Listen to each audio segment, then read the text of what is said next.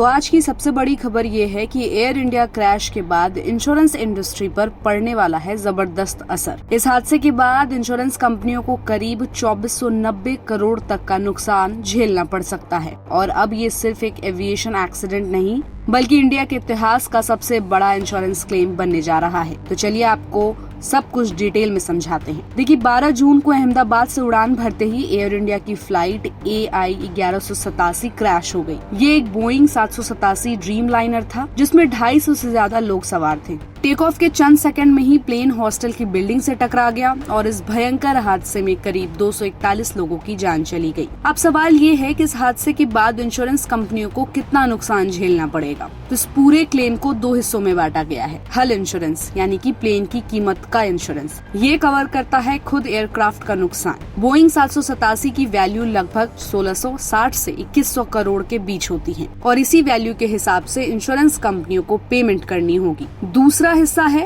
Passenger liability यानी कि passengers के लिए इंश्योरेंस। मॉनिट्रियल कन्वेंशन के तहत एयरलाइन को हर मृत यात्री के परिवार को 1.5 करोड़ से 1 करोड़ 80 लाख तक का क्लेम देना होता है। 240 से ज्यादा यात्रियों के मामले में ये रकम करीब 400 करोड़ तक पहुंच सकती है। अब सवाल है कि कौन कौन सी कंपनियां जिम्मेदार हैं। तो एयर इंडिया का insurance cover Tata AIG general insurance के पास है। इसके अलावा new India assurance, ICICI Lombard और कुछ विदेशी रे इंश्योरेंस फर्म्स जैसे कि AIG, एक्सा और अलायंस भी इसमें शामिल हैं। इंडियन इंश्योरेंस कंपनियां सिर्फ 5% तक का रिस्क होल्ड करती है, बाकी 95% क्लेम का बोझ इंटरनेशनल री इंश्योरेंस को उठाना पड़ेगा। अब देखिए इसे इतिहास का सबसे बड़ा इंश्योरेंस क्लेम माना जा रहा है क्योंकि इससे पहले भी एयरक्राफ्ट क्रैश हुए लेकिन इतना बड़ा नुकसान और क्लेम पहले कभी नहीं देखा गया। इंश्योरेंस इंडस्ट्री पर इसमें 3 तरह से असर पड़ेगा। सबसे पहले है कि प्रीमियम बढ़ सकते हैं। अगले साल जब एयर इंडिया और दूसरी एयरलाइंस अपनी इंश्योरेंस पॉलिसी रिन्यू करेंगी तो उन्हें ज्यादा प्रीमियम चुकाना पड़ सकता है। साथ ही साथ AIG,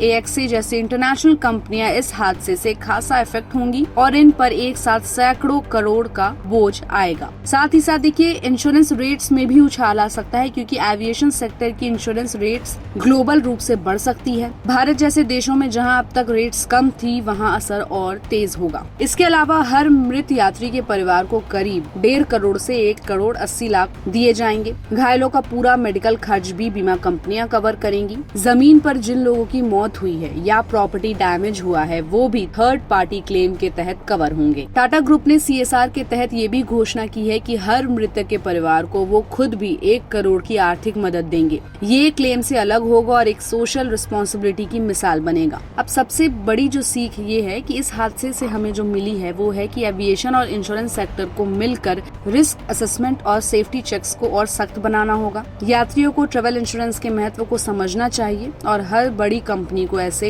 इमरजेंसी के लिए डिजास्टर मैनेजमेंट प्लान्स तैयार रखने होंगे। तो एयर इंडिया का ये हादसा सिर्फ एक दुखद दुर्घटना नहीं बल्कि इंश्योरेंस और बिजनेस वर्ल्ड में भी बहुत बड़ी घटना है। 2490 करोड़ का इंश्योरेंस क्लेम किसी भी इंडस्ट्री के लिए हल्का झटका नहीं होता है। आने वाले समय में इंश्योरेंस रेट, कॉर्पोरेट रिस्पॉन्सिबिलिटी और एविएशन सेफ्टी सभी एरियाज में बड़ा बदलाव देखने को मिलेगा। तो इस पूरी रिपोर्ट पर आपकी क्या राय है, हमें अपनी राय कमेंट बॉक्स में दें और ऐसी अपडेट्स के लिए देखते रहिए गुड रिटर्न्स। हमारे चैनल को लाइक और सब्सक्राइब करना बिल्कुल भी मत भूलिएगा।